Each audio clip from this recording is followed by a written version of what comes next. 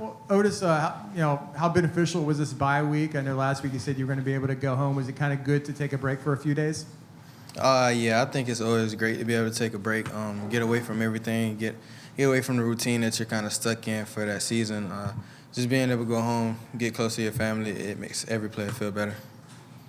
Otis, Coach Heupel talked a little bit about the red zone offense and maybe doing more, running the ball a little bit more, and getting out of those long penalties. What can you guys do you think, maybe to kind of maybe be more efficient when you're down inside the 20? Just play more discipline. We had the tools and the players to be able to score every time we get within 25 to 20 yards.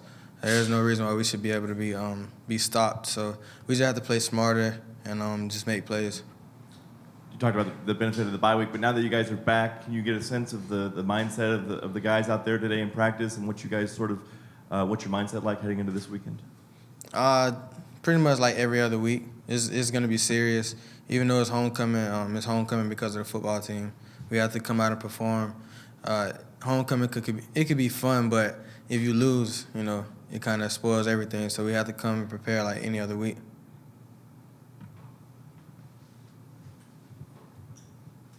Otis, for you guys running the football, you guys have had success last couple of years doing it. In the second half against Cincinnati, you guys struggled a little bit. Is there something that defenses are doing maybe for you guys to kind of prevent you guys maybe from having some of those explosive plays? Coming out of new defense. They're coming out of something that we haven't schemed for, something that we haven't saw them do. That pretty much gave them a boost. It took us a little while to adjust to it, but other than that, we're pretty much the same team. We can make the same plays. It's just got to be able to adjust to the different circumstances. Can you talk a little bit more about that? Like, how difficult is that to adjust to something you've never seen before? And, do you guys kind of expect to see that going forward? Yeah, we pretty much game plan for two different schemes. If a team come out in something different or exotic, we have to be able to play. At the end of the day, it's 11 men on the field. You adjust your blocking schemes differently. Once you get to the second level, you have to be able to play. As long as the linemen are able to do their thing, the running back should be able to take care of the rest. Otis, this year, you guys are playing a lot of teams you guys have beaten over the last couple of years. Do you feel it's been talk about kind of a revenge tour for some of these teams that get a good shot at you? Do you guys feel like these teams now are throwing everything they've got at you, including the kitchen sink, maybe to beat you guys? Yeah. That's pretty much the name of the game. You don't want to lose twice, especially at this level. Everybody's pretty much maturing. They're becoming grown men, and people don't really like to lose. I think that's something that we deal with, that we don't like to lose, and that's what other teams deal with. Even though they don't really speak on having revenge, that's just something that's going to be in the back of the players and the coach's mind. About how much you pay attention to some of the other receivers. Did you get a chance to watch what CD did this weekend and what Jerry did against Texas A&M? Mm-hmm. Yeah, I think CD had like 130 for like three touchdowns, some pretty big plays. I didn't get to see what Jerry Jeudy did. I was chilling out, on a boat, so I didn't know what was going on. But I did see what CeeDee Lamb did. So I was going to ask you if you watched college football on Saturday. I take it you weren't. So what do you like to do? Do you like to fish, or what were you doing on the boat? Yeah, just chilling. Not really. It wasn't much fishing. Just chilling out on the water, just relaxing. But I did see some of the highlights and stuff. I was interested in what LSU was going to do, and what CeeDee Lamb and all those guys were going to do too. So they all sound like they had a pretty good week. Gabe, does it when you're not on the practice field or playing and you're in situations like you were this weekend, does your mind still turn to football? Do you still think about kind of the things you guys need to continue to do? Yeah, I think our minds are always on football. I don't think it's just me. I think it's Saturday, but in 2 days you'll be back at doing the same thing again. So I think football sort of like ruins everything. We'll be out there. I'll be watching games and stuff, and it's like I don't even.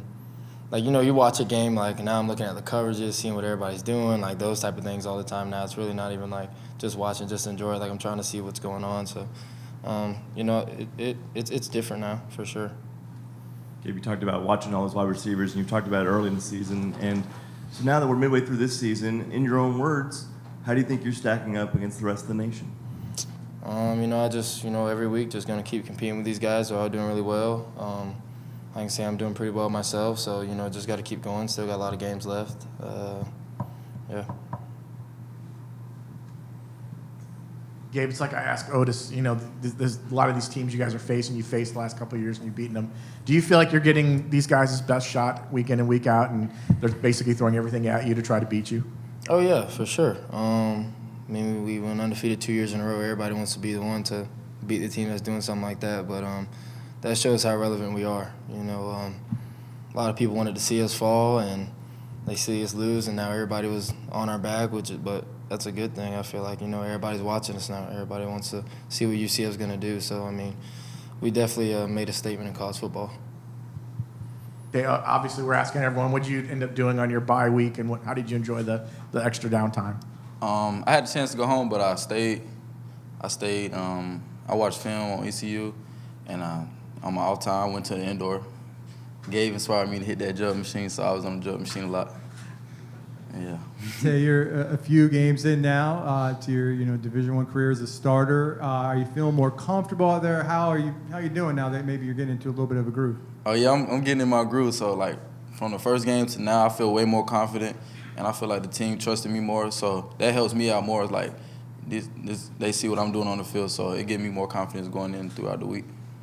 And to the two losses, you guys only had 2 interceptions or 2 turnovers. What do you guys need to do to kind of ramp up that turnover machine and get some of those balls back? Oh yes, sir. As we discussed earlier yesterday in our meeting, Coach Shannon was stressing that we need to emphasize stripping the ball out more. Like when one guy get there, the next guy need to get there and strip the ball out. So this week's gonna be big emphasis on that. We need to strip the ball. We need to get the ball back. So that's what we need to do. You might have just answered my question, but I'll ask it. When you talk about watching tape and working on the jugs machine, but when you look at yourself this bye week, what were your focuses to how to improve your game this off week? Getting that extra work and treatment, get my body right, because that's time that you can take advantage of, because you don't got to go to practice and you can relax a little bit, drink more fluids, So I'll just really get my body right and my mind right. Yes, sir. What's different about the college game here at UCF maybe that was different than junior college? What do you have to really hone in on and do things differently that maybe you didn't have to do in JUCO? I would say the atmosphere, because in JUCO you got a good crowd, but it's different from college football. Like it's louder and more people into it, and just like the whole world watching. Like JUCO is some people watching, whoever recruiting, whatever, but I know the whole world watching, so you got to be on your toes. You don't want to get embarrassed by anybody, So I think that's a big difference.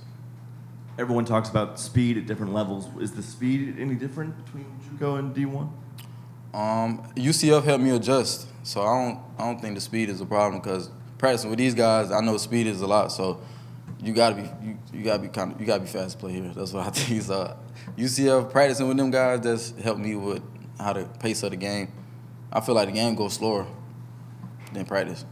This bye week maybe come at a good time after 6 games. Was it good to kind of get off your feet and get away from football for a few days? Yeah, it did. Especially like Gowan said, just treatment, resting our body, reassuring ourselves, looking at film. So it came at a good time, sort of, because we lost against Cincinnati. We also want to play. So. And Gabe kind of talked about this a little bit, but when you watch football outside of game film, do you find yourself enjoying it like a fan, or do you find yourself more breaking things down like a player? Kind of breaking things down, analyzing it, especially as a D lineman. I look at the O-line, see their tendencies and stuff like that. So I agree with Gabe.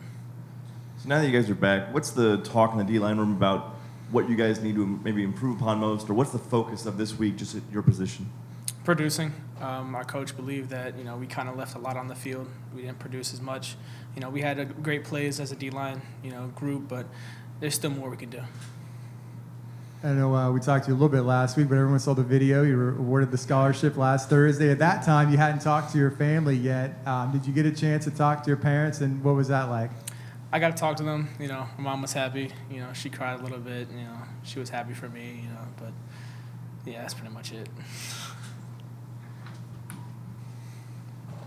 I guess did getting the scholarship make this weekend a little bit more enjoyable for you?